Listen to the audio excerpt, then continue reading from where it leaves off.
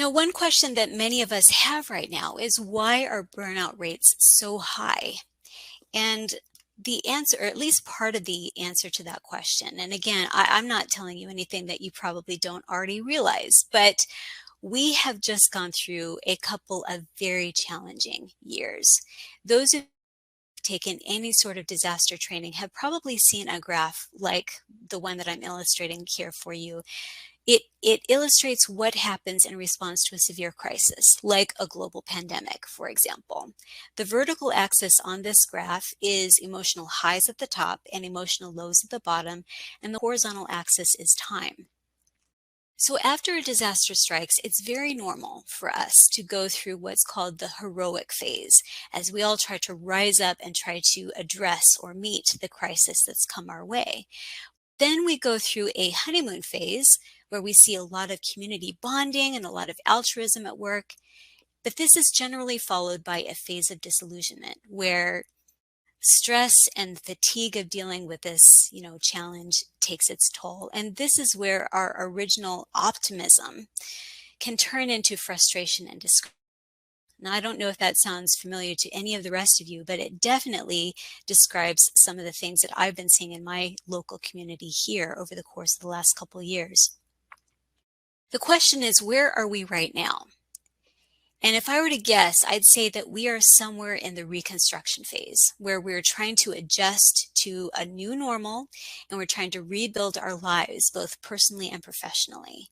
And there's recognition that during a reconstruction phase, this is an opportunity for new growth and lots of new things can happen during this phase. But as we all know, it's not without its frustrations.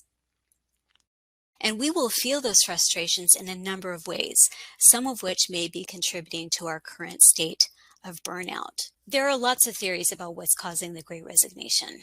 My theory, that is based on a neuroscience perspective, is this.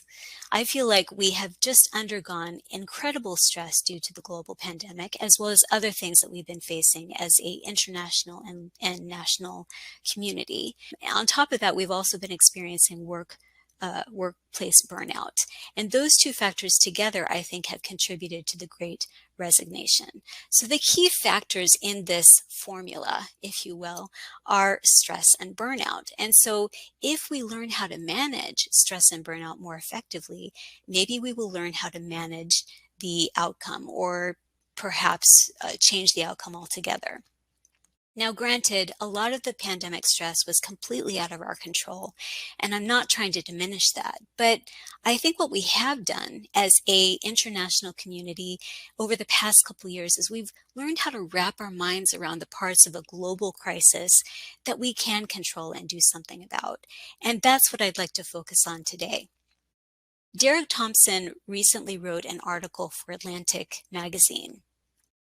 And what he pointed out in this article is that crises are often catalysts for growth and change. And he cited some past examples of this in our history. For example, after the Great Chicago Fire in the 1870s, this is what catalyzed the invention of modern skyscrapers.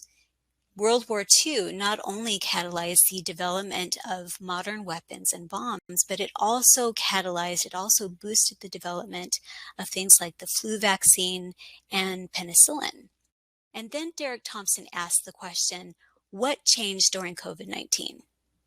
So quoting his article here, he said, "We may look back to the pandemic as a crucial inflection point in something more fundamental: Americans' attitudes toward work."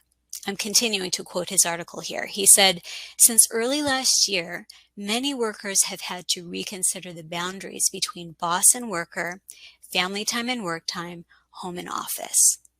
So the central question that I'd like to explore with you during our webinar today is, how can we reshape our work experience so that we can avoid burnout and maybe slow down or stop the Great Resignation?